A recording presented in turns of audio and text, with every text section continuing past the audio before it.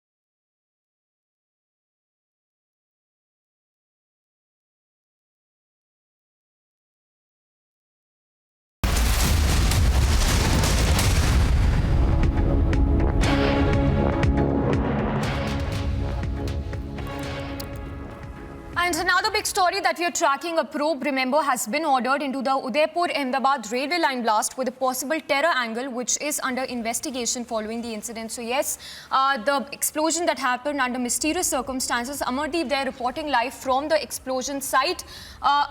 In fact, those are the visuals also coming in right now of all the inspection that is taking place, personnel that have been deployed. Amardeep, what is the latest you're picking up? Of course, there's a larger plot from what it appears to blow up the railway track.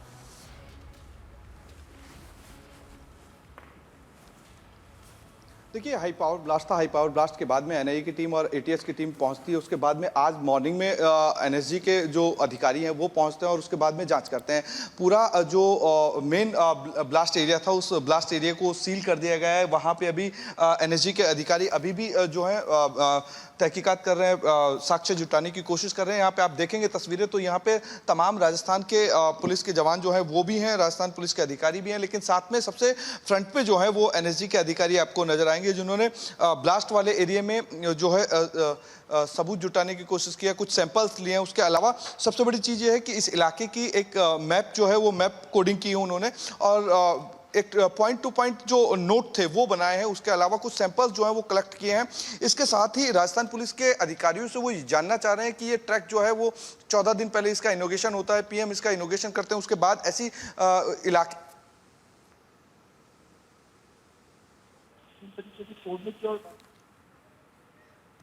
All right, so Amardeep there getting us those live visuals as well and reporting live from that explosion site. The visuals, of course, coming in, as you can see, officials there who are present at the location at the explosion site, trying to look into all possible angles into this explosion that happened on Sunday. Remember, the explosion happened just 2 hours ahead of train's passage. The explosion that happened on the Asarba-Udaipur Express route. And remember, it was on 31st of October that the Prime Minister had flagged off the Asarwa-Udaipur Express and the explosion that has happened just days after, in fact, just 13 days after the train was flagged off by the Prime Minister. So what is suspicious is that mining explosives that were used for the explosion and intent to cause damage to tracks is what is being probed. The explosion that happened on railway track on a bridge, and just 13 days after the train was inaugurated, was flagged off by the Prime Minister. Of course, the live visuals there coming in from the explosion site, where the officials are there inspecting and looking into all possible angles into this explosion. But the terror angle, which is primarily being looked into, the question here rising as to was the explosion and track damage aimed at train derailment, and was the explosion aimed at larger scale destruction and casualties? Was it an attempt to blow up railway track, and is there a terror angle into this, which is essentially being probed by the officials? Amardeep also reporting live from the explosion site. Amardeep, we understand that the Railways Minister has also responded to the same. If you could take us through what has really the Minister said into the terror angle which is being looked into this blast incident.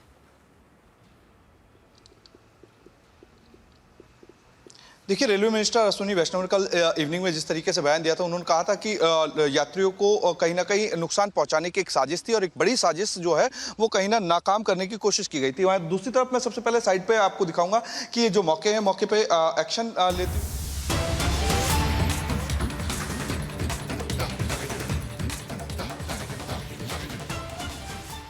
Well, on to more breaking news coming in. This one on the Kerala governor versus the government showdown. From the news coming in, it's a big vindication for the Kerala governor Arif Muhammad Khan. That's the breaking update coming in. A big vindication of sorts for the Kerala governor Arif Muhammad Khan is what we're given to understand.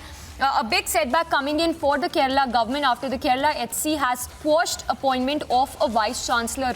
So remember, it was a big showdown of sorts between the governor and the government over appointment of governor. The Kerala HC there quashing the appointment of a VC. With this, the Kerala governor stands vindicated. And we have Ashwin, of course, reporting live. Ashwin, take us through all the details you're picking up. What has the Kerala HC said, essentially quashing the appointment of a VC? Well, the Kerala High Court has quashed the appointment of the Vice Chancellor of the Kerala University of Fisheries and Ocean Studies, known as Quashes. Now, what the Kerala High Court has stated is that the selection committee has defaulted, has made grave errors in terms of selection of the Vice Chancellor. Now, it is very interesting because this verdict is coming at the time when there has been a huge issues that has cropped up between the governor and the government in terms of appointment. Now, interestingly, Dr. Riji had already been issued a show cause notice by the governor himself after the Supreme Court verdict came to power. Now, this case, which now has come, the verdict has come from the High Court, has been filed before the Supreme Court order. So it holds more vindication for the governor just because the High Court has very clearly stated, one, that the state laws which has been used to make this appointment, it does not stand in view of the UGC regulations, and that if there is a conflict, it is only UGC regulations which needs to be followed. And now the High Court has even told the Chancellor to start a fresh appointment, which essentially means it's a clear vindication for the Kerala governor, who's also the Chancellor of University. He has now been told by the High Court to start a fresh appointment, let the selection committee come up with the new set of appointments according to the UGC regulations and not according to the Kerala State Act. So this is the big setback definitely for the Kerala government, as there is a huge stiff that has been going on. And also Dr. Riji, who's also been given a show cause notice, has refused to talk to the media today after the High Court came up with this quashing. But seriously, a big win for the Kerala governor. It vindicates its stance that UGC regulations stands above the state laws in terms of appointment of vice chancellors. Samiksha. All right, Ashwin, this is Nupur here. So essentially, as you're pointing out, of course, this is going to be a huge setback for the Kerala government. Now, how do you see this going forward, in the battle that we've seen between the Kerala government and the governor? How does this now, impact that? Well, the rule of law is what is going to take this case forward, because what is essentially happening is that the governor is completely, holding his fort on the Supreme Court verdict, which nullifies the appointments made as per the State Act. Here, the governor is stating very clearly that the UGC regulations hold more supremacy over the state laws. And that is the reason why the governor has even sent a show cause notice. Now, all the 9 appointments which has been done, Right. which the governor has sent a show I'm going cause to notice. have to interrupt you, Ashwin. I'm going to come back to you in just a bit. But Mr. Varakan joining us on the phone line. Mr. Varakan, good morning. Thank you for speaking to us. Now, Mr. Varakan, it does appear to have been a setback for the Kerala government, as the High Court there has quashed the appointment of a Vice Chancellor. Now, this, of course, is also an embodiment of the battle that we are seeing between the Kerala government and the Kerala governor. How do you see the court's verdict in that light? This is a vindication of what the governor stood for and the Supreme Court's ruling. It is clearly the UGC domain to decide on the kind of qualifications and the terms and conditions of any appointee across the country. Now, if the Kerala government wants to create its own system of, qualification, well, that is part of their program. So I think it's very clear the rule of law will prevail, and the High Court ruling only establishes that. Right, absolutely. Mr. Varakan, thank you very much for speaking to us on Republic TV. So, Mr. Varakan over there saying that this is a huge vindication. Mr. Varakan, one quick question before we let you go. I just wanted to ask you, how do you see this going forward? Now, obviously, this is going to be a precedent in law that has now been set, and we are given to understand that this, perhaps going forward, would also be a very important judgment. Do you feel perhaps that this is a vindication for what the governor has been doing and saying for so long? Yes, precisely. I mean, the governor has been only, showing the route map of how the UGC rules and regulations are all about. And this is basically also what the Supreme Court has said. The problem here is the government of Kerala has its own agenda and wants to recruit its own people. That doesn't work. You can't interfere in the administration of universities to this scale. You will be doing long-term damage. Right, absolutely. So, Mr. Varakan over there saying that you are doing long-term damage by making these sort of appointments. Thank you, Mr. Varakan, for joining us right now on the phone line. Ashwin, coming back to you now. Ashwin, how do you see the Kerala government's next move in this? Because essentially at the heart of this battle that we see is, the fight between the Kerala governor and the government, with both sides, in a sense, digging in their heels.